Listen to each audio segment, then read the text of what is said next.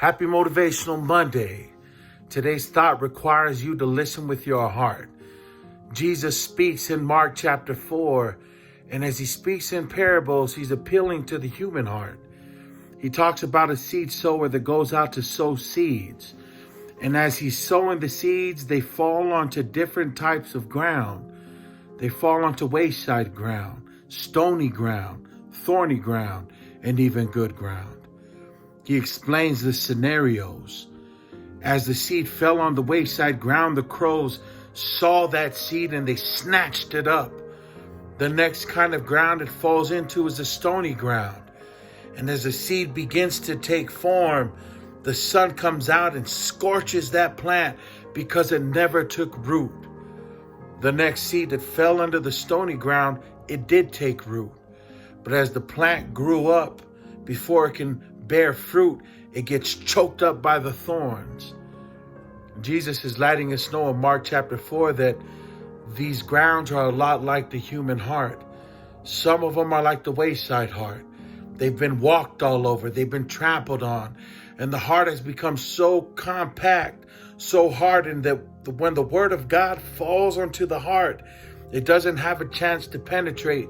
And when Satan sees this kind of heart, he seizes the opportunity and he snatches up the things of God before they can have any effect in our lives.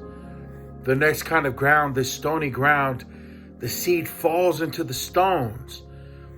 But as it takes form, when times get hard and things get difficult, those things of God burn up because they never took root in our lives.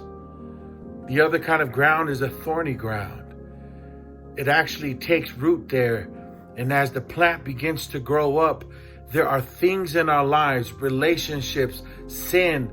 There are things in our life that choke up the things of God before they have a chance to take fruit in our lives. God knows the heart better than anyone.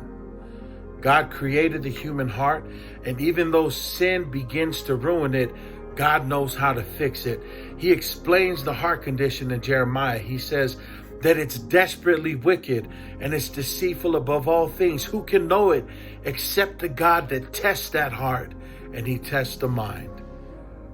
You know, he also gives us hope in Ezekiel 36. He says that he can take that heart of stone and give you a heart of flesh. Mary, who was there that resurrection morning, saw a man who looked like a gardener. But when he said her name, she fell to worship him. This gardener is promising us that he can perform the groundbreaking work. Sometimes God needs to break your heart in order to give you a new one. But you got to trust him.